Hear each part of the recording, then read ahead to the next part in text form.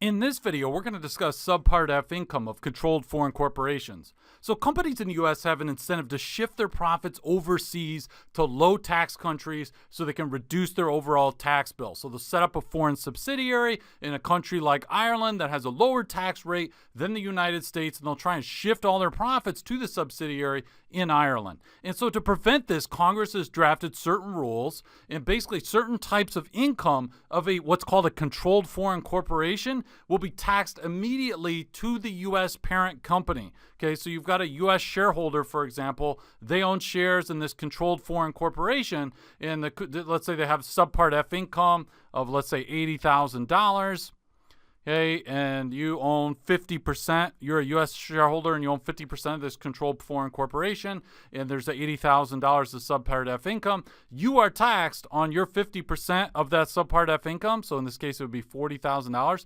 You're taxed on that $40,000 of profit from that overseas subsidiary, even though they might not have distributed that $40,000 to you. So you haven't received that. It's just that this controlled foreign corporation that you are invested in, they have earned this profit that happens to be deemed Subpart F income. Not all profits of overseas subsidiaries will be Subpart F income. We will get into that in a moment. In any event, any of this profit of this CFC that is deemed to be Subpart F income, you're going to be taxed. It's basically a constructive dividend to you if you're a U.S. shareholder, whether or not that there was actually a distribution made to you. Okay, we're going to go through this in more detail. I know it's extremely complicated, and by the way, it's going to be taxed as ordinary income. You're not going to get any preferential tax treatment, even though it's a constructive dividend. Sometimes dividends, individual shareholders, for example, get preferential tax rates on dividends in the U.S. As of the time I made this video.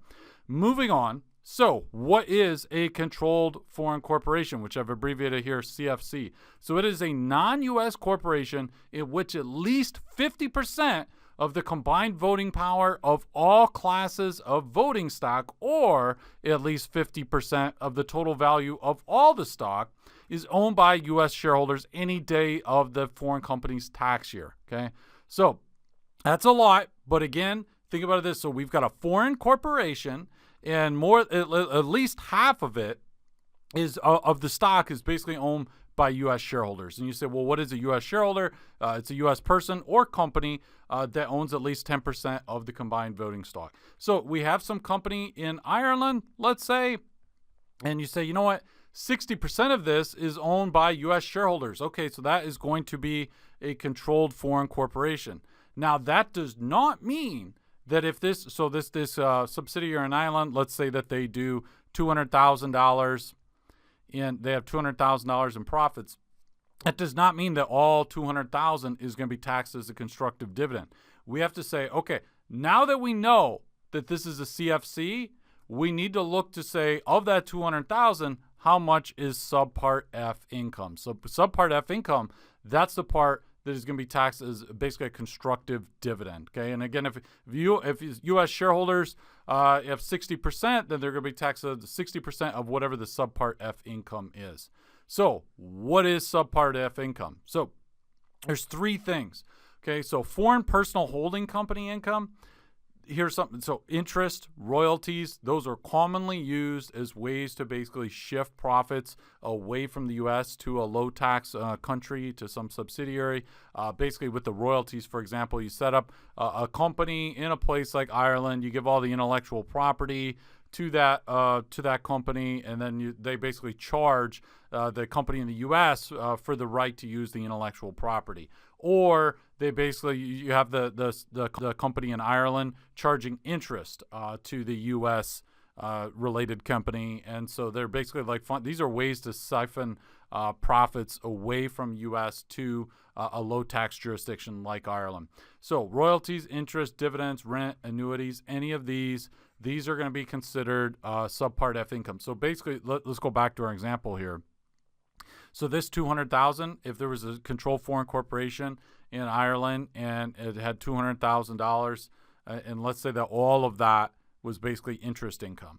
Okay, so if that is the case, then all of that is going to be taxed as that's all going to be Subpart F income. But then if your shareholders own, U.S. shareholders own 60%, let's just say it's one U.S. shareholder and they happen to own 60% of this Irish CFC, then they would be taxed on 60% of that 200,000. So basically 120,000 in that case. Now, also, so it's not just interest, royalties, and so forth. We also have foreign-based company sales income. Okay, so this is income. So let me just give you an example of this. So I've got a little definition here of, sales made to customers outside the CFC's country when there's a related party involved. Basically, the CFC has little connection to the income, but I think this will be better explained if I give you this example. So we've got a company, we've got the U.S., we've got the parent company in the U.S.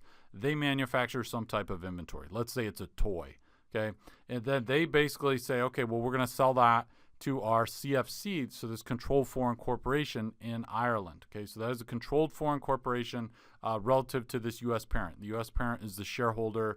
They own more than 50% of this Irish subsidiary. So the Irish subsidiary buys the inventory from the U.S. parent, and then they turn around and sell it to a customer in Australia. Okay, this would be considered foreign-based company sales income. Here's why.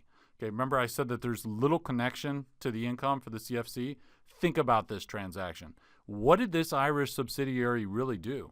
They did not manufacture the inventory. Okay, they just bought it from the U.S. parent, and then they went, and who was it ultimately sold to? Was it sold to a customer in Ireland? No, it was sold to a customer in Australia.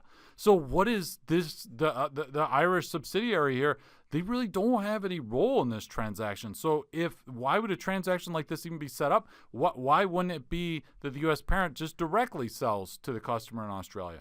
Well, it could be that they basically set up this transaction trying to shift some of the profits to this Irish subsidiary. So in that case, this could be considered foreign-based company sales income, and then this would be Subpart F income, which could be basically a constructive dividend immediately taxed to this U.S. parent. Even if the Irish subsidiary did not give any of its profits to the U.S. parent, the U.S. parent could be taxed on a constructive dividend for that reason. You see what's going on here. They're trying to prevent these basically tax avoidance. Okay, now, foreign-based company services income, services performed for a related party outside the CFC's country. So if we're thinking about services that are performed outside of Ireland, we could have a similar example just involving services rather than the sale of goods.